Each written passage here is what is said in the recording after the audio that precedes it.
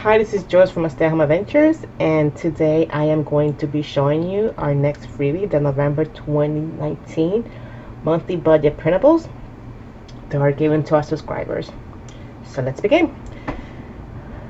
This is the cover right here, and this will be what you will use for your binder,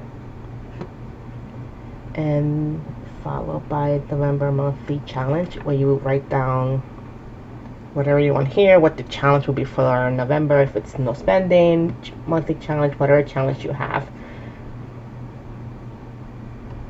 Then it will be the monthly goals. You write your paycheck here, your goals again if you have more than one. Then your monthly budget. This is basically like any other of our printables, just kind of a fall theme going on. And if you use a paycheck budget, this will be the sheet and the cash envelopes.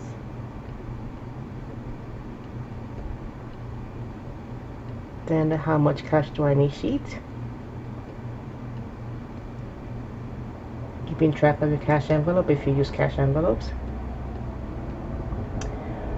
Monthly cash envelope tracker, monthly income tracker, monthly experience tracker, monthly debt tracker, and monthly saving tracker.